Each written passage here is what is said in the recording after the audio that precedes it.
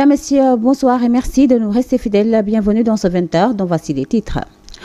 À la une de ce soir, régularisation du secteur de la publicité et le toilettage continue. Cette fois-ci, le ministre attaque la loi portant code de la publicité. L'adoption de nouvelles lois demeure, selon Alioune Sall, la condition sine qua non pour corriger les textes obsolètes afin de modifier les erreurs du secteur au Sénégal. Les explications tout à l'heure. King Fahd Palace, le directeur général, ne compte pas recevoir un seul coup de la hache de guerre des travailleurs licenciés. En réponse à leurs accusations portées en son encontre, Mamadou Racine Sy soutient que l'hôtel ne doit rien à aucun travailleur licencié. Vous entendrez ses propos dans ce journal. Et puis à suivre également l'amertume des conducteurs de camions frigorifiques, souvent victimes de tracasseries au niveau de certains pays limitrophes du Sénégal. Ce chauffeur rappelle le règlement de la CEDEAO sur la circulation transfrontalière et interpelle l'État du Sénégal.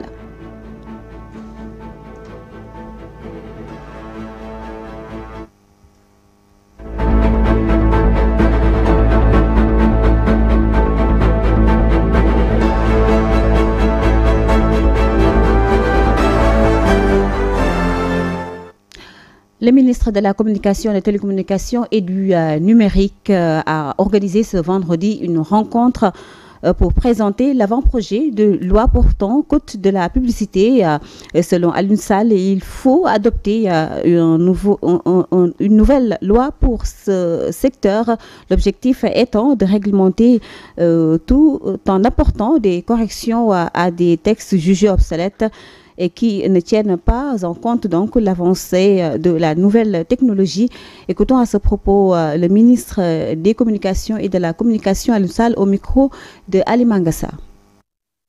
Nous avons trouvé, dès que nous sommes arrivés à la tête de ces ministères, en tout cas une loi qui est caduque, qui date de 1964, qui a été révisée en 1983, mais qui n'a pas connu de décret d'application.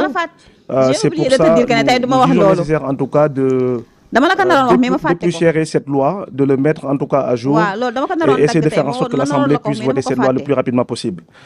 Déjà, nous avons constaté une anarchie généralisée dans ce milieu qui quand même aujourd'hui a besoin d'être restructuré à l'image de ce qui a été fait dans le secteur de la presse pour essayer déjà de savoir qui est qui, de formaliser, de restructurer pour que les acteurs de ces métiers-là déjà puissent être identifiés.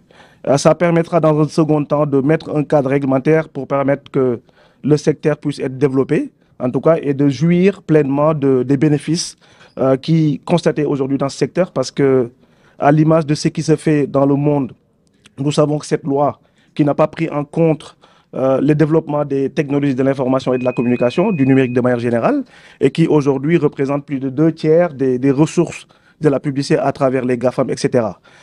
Le secteur de la publicité aujourd'hui dans le monde représente plus de 500 milliards de dollars et les 2/3 qui sont captés par les GAFAM.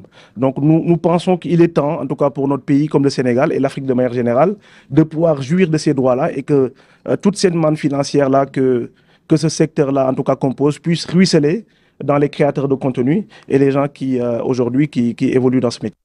Je vous l'annonçais dans les titres, le directeur général de King Fahd Palace a présidé ce vendredi une cérémonie de remise de cadeaux aux retraités, une cérémonie donc où il en a profité pour apporter des précisions sur le licenciement de certains travailleurs de King Fahd Palace pendant la période du Covid-19. Selon lui, l'hôtel ne doit à aucun travailleur licenciés et que la période de la priorité d'embauche est passée. Cependant, il n'exclut pas une certaine ouverture avec le cadre d'un dialogue social. Il est au micro de Massou Diassé. Ce que je peux dire à ce sujet, c'est que nous avons consenti d'énormes investissements pour que cet hôtel soit à niveau de la confiance que les autorités ont placée en nous, parce que cet hôtel fait partie des instruments diplomatiques du Sénégal dans la mesure où il accueille beaucoup de personnalités de haut niveau qui sont là. Donc pour en rester par rapport à votre question, le King Fahd Palace ne doit absolument rien à aucun travailleur licencié. La priorité d'embauche est dépassée et ce n'est pas par la force, la désinformation et la manipulation qu'on arrivera à faire céder la direction général dans ce qui est parfaitement dans son droit. Maintenant, on n'exclut pas une certaine ouverture dans le cadre d'un dialogue social. Mais ça ne peut être que dans le cadre d'un dialogue social et non pas dans le cadre d'un rapport de force. Ça, nous ne pouvons pas l'accepter. Comme annoncé donc tout à l'heure, les retraités de l'Institut de prévoyance retraités du Sénégal ont été fêtés ce vendredi au King Fahd Palace, un événement qui a réuni travailleurs et membres de la direction. Des cadeaux et des médailles ont été remis aux travailleurs et aux retraités pour leur service rendu dans cette entreprise. Compte rendu Massour Diassé.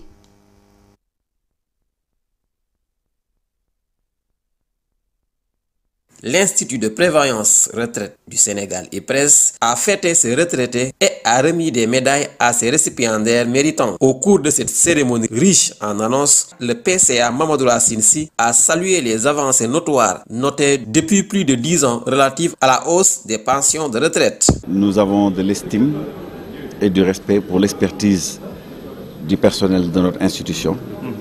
Ils ont fait beaucoup de sacrifices ces dernières années.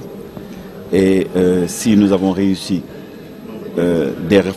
trois réformes majeures au sein de l'institution, nous le devons d'abord à notre conseil d'administration que nous saluons. Donc ces réformes majeures, c'est d'abord le passage du trimestre au bimestre en 2007. En 2017, le passage du bimestre à la mensualisation des pensions. Et enfin, récemment, à la pension minimale. Donc ce sont des avancées majeures de notre institution, sans compter également. Pour sa part, le directeur général Amadou Lamine Dieng a rendu un vibrant hommage aux nouveaux retraités de l'institution et aux récipiendaires. Il a également invité à la consolidation de la culture de performance en rappelant que l'IPRES est actuellement à un tournant décisif de son histoire. Certains qui ont marqué la vie de l'institution pendant des années sont rattrapés par un devoir de jouissance d'une vie bien remplie au service de l'institution, c'est de partir à la retraite. Je pense que tout un chacun ici espère un jour être célébré de cette façon, parce que c'est la fin de la retraite depuis le 31 décembre 2024. Monsieur le Président, je voudrais vraiment vous le rendre un hommage mérité. C'est des agents qui ont eu à exercer dans l'institution. Et le peu de temps que j'ai passé à la tête de cette direction me rassure sur le profil et l'engagement de ces gens dans le cadre du travail qui a été fait. Mamadou Lamine Sissoko, représentant des nouveaux retraités, a souligné la reconnaissance des travailleurs et exhorte la nouvelle génération à maintenir le flambeau pour une IPRES performante. Nous continuerons à nous encourager avec prestance pour trouver des solutions avec la direction générale par les voies et moyens dont vous disposez, pour la résolution de tous les problèmes en latence, afin que l'ensemble en soit gagnant, par le dialogue et la concertation, mais également qu'elle soit une année d'opportunité et de promotion. La cérémonie s'est terminée avec la remise des cadeaux aux retraités, des médailles aux travailleurs les plus méritants, suivi de la prestation des artistes comédiens comme Tafa et le chanteur Kandjallo. Merci beaucoup Massour Diassé. Après la mort tragique de Diarissao à Malika, les organisations de lutte contre les violences faites aux femmes se sont mobilisées. Elles dénoncent jusqu'à la dernière énergie ce genre de pratique qui ne cesse de se propager. Aminata Diallo, membre du mouvement Dafadoy, est la porte-parole du jour. Elle appelle à une forte mobilisation et exige l'application de la loi criminalisant le viol. Nous l'écoutons au téléphone de Ndella Ndiaye.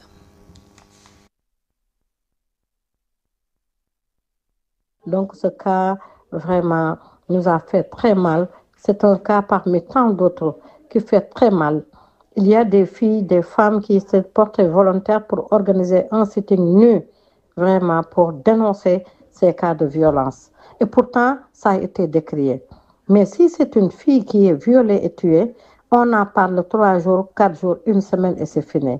C'est notre ras-le-bol. Ça fait la campagne, les 16 jours d'activisme contre les formes de violence. C'est terminé, ça ne fait pas longtemps, mais ça n'a pas empêché que ces pratiques continuent. Cette fille aussi, qui n'a pas cherché à naître, 12 ans, on la frappe, on l'étrangle, on la tue, on la viole. Mais c'est quoi? L'État doit prendre des mesures fermes. Nous avons eu une loi criminalisant le viol qui a remplacé le viol de délit en crime. Mais l'application reste, la vulgarisation reste. L'État doit maximiser les moyens de vulgarisation de cette loi pour décourager ces personnes qui font ces pratiques-là, vraiment ces pédophiles, ces agresseurs sexuels. On doit vraiment les décourager, les contraindre à arrêter en vulgarisant la loi, en faisant le maximum de sensibilisation, mais aussi en aidant les familles des victimes à pouvoir dénoncer. Il faudrait renforcer la sensibilisation pour la dénonciation parce que beaucoup de cas sont tués, ne sont pas dénoncés. Et ces personnes qui ont subi ces cas de violence, qu'on n'aide pas à dénoncer, c'est des personnes qui vivent comme ça, mais psychologiquement atteintes éternellement. Cap maintenant sur Ziguinchor pour parler santé avec l'hôpital régional de Ziguinchor qui a réceptionné ce 3 janvier 2025 un don de matériel médico-chirurgical d'une valeur de 150 millions de francs CFA. Ce don émane de l'association Casamance Healthcare Systems en collaboration avec le conseil départemental de Ziguinchor Sud pour renforcer donc les équipements médicaux afin de prendre correctement en charge les patients. Compte rendu Amsatou Gano. Un don de matériel médico-chirurgical d'une valeur de 150 millions de francs CFA a été offert à l'hôpital régional de Ziguinchor. Ainsi, la cérémonie de réception de ce don a été présidée par le directeur régional de la santé, Youssouf Tine, qui informe que ce matériel vient à point nommé. De ce don qui est très important, de matériel médico-chirurgical reçu d'un partenaire stratégique de la région et du conseil départemental de Ziguinchor, en l'occurrence Casamance Healthcare System. Ce don, effectivement, d'un montant de 150 millions de francs CFA, vient en appoint aux efforts de l'État du Sénégal dans le renforcement. Plusieurs hôpitaux du Sénégal sont confrontés à un manque de matériel médical qui rend difficile le travail des médecins, notamment les hôpitaux des régions du Sud. Cependant, ce matériel reçu par l'hôpital régional va permettre aux blouses blanches de renforcer leurs équipements médicaux dans les services pour s'occuper correctement des patients. Ici, dans le cadre du renforcement des équipements, qui va permettre certainement à nos collègues qui sont dans les différents services au niveau du centre hospitalier régional de Ziguinchor d'avoir davantage les moyens de prendre en charge correctement les patients qui fréquentent la structure. Caroline Cham, directrice régionale de la santé de Ziguinchor, se réjouit de cette réception de dons qui, pour elle, contribuera à réduire le déplacement des patients vers Dakar pour se soigner. Aujourd'hui, nous sommes contentes que Ziguinchor puisse recevoir ce matériel parce que nous savons que la région est un peu enclavée et aller à Dakar à 450 km pour se faire soigner, c'est un peu difficile, ce n'est pas donné à tout le monde. Après la réception de ce don, la population de Ziguinchor peut pousser un ouf de soulagement car il pourrait participer à la réduction des risques de décès liés à plusieurs maladies nécessitant une intervention chirurgicale. Amsatou Gano, je vous l'annonçais également dans les titres des acteurs du transport ont fait face à la presse pour dénoncer le mauvais traitement qu'ils subissent au niveau des frontières des pays limitrophes du Sénégal. Ils ont ainsi appelé à plus de soutien de la part de l'État du Sénégal. Compte rendu Djibril Niane. Mauvais traitement, désagrément et tracasserie, les chauffeurs de camions frigorifiques exhibent leur trop-plein d'amertume. Face à la presse, le trafic vers les pays limitrophes constitue une casse-tête. On a des problèmes au niveau de la sous-région, que ce soit le Mali et en Guinée. Récemment, on a un chauffeur qui a été saisi là-bas avec sa marchandise parce qu'il a des problèmes, un petit accident, dégâts matériels. Donc c'est comme si l'assurance CEDEAO ne marche pas là-bas. Alors que nous, on nous demande l'assurance CEDEAO avant de rentrer sur quelconque pays. Donc il a son assurance CEDEAO, il a touché des panneaux solaires qui appartenaient à des douaniers. Mais depuis lors, on a saisi le camion là-bas, disent que le patron doit payer. Mais l'assurance CEDEAO, ça sert à quoi donc? Ces acteurs du transport menacent de bloquer le transport si toutefois leurs problèmes ne sont pas réglés. On va partir en grève, on n'a pas d'autre solution. On va partir en grève. On va appeler à tous nos compatriotes sénégalais qui travaillent sur le poisson ici. Ils vont pas charger parce qu'on ne peut pas continuer à travailler sur ce domaine-là. C'est pas facile quoi. Ainsi, Il appelle à l'État du Sénégal à plus de soutien à leurs égards. Donc on voudrait dire à nos autorités de nous accompagner, de nous aider et que les Maliens et que les Guinéens fassent comme nous on fait ici. Il n'y a pas de problème d'étrangers ici. Tous les étrangers sont jugés à part égale. Ce domaine du transport est régi par la charte de CEDEAO. Ainsi, les transporteurs appellent au respect strict des règles de la CEDEAO. Place maintenant à l'actualité internationale. Aux États-Unis, Donald Trump connaîtra son sort sur l'affaire de paiement de cachette d'une star de film X le 10 janvier. Mais tout d'abord, rendons-nous au Burkina Faso pour parler du capitaine Ibrahima Traoré qui a annoncé la création de 3 nouveaux bataillons d'intervention rapide pour faire face à toute menace contre l'intégrité du territoire. C'est un round-up de l'actualité internationale signé Aïssatou Ba. L'actualité internationale que nous démarrons au Burkina Faso, le capitaine Ibrahima Traoré a annoncé la création de 3 nouveaux bataillons d'intervention rapide vendredi 3 janvier stationnés à Diapaga, Ougarou et Arbendan. Ils porteront à 28 le nombre d'unités de ce genre mises en place par le chef de la junte qui entend réorganiser les forces armées burkinabées. Au cours de son adresse à la nation du Nouvel An, celui-ci avait promis d'intensifier la guerre contre les groupes terroristes armés afin de reconquérir l'intégralité du territoire national. Ces nouvelles unités auront pour mission d'intervenir face à toute menace contre l'intégrité du territoire. Elles devront aussi assurer l'escorte des grands convois logistiques et participer à la lutte contre le grand banditisme aux côtés des forces de sécurité intérieure. Aux États-Unis, le président américain élu Donald Trump, condamné au pénal à New York au printemps pour des paiements cachés à une star du film X, connaîtra sa peine le 10 janvier, 10 jours avant son investiture, mais il n'ira pas en prison, a annoncé vendredi 3 janvier le juge du tribunal de Manhattan dans un document judiciaire. Il a précisé ne pas être enclin à imposer une peine d'incarcération au futur locataire de la Maison Blanche, qui sera le 20 janvier le 47e président des États-Unis.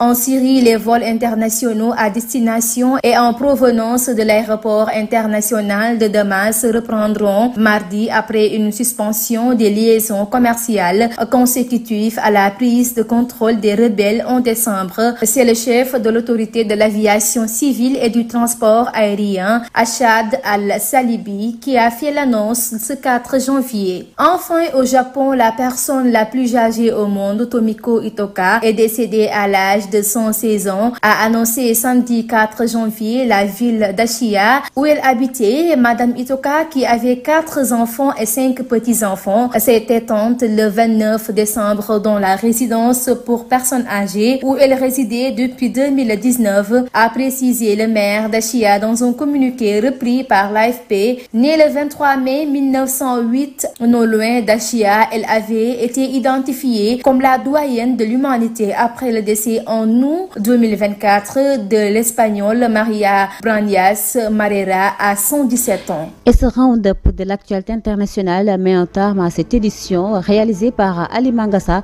Merci à l'équipe technique Mamoudem et Moussa Diouf. Merci à vous également de votre fidélité renouvelée à Global Télévision. Prenez soin de vous. Excellente suite des programmes et excellent week-end.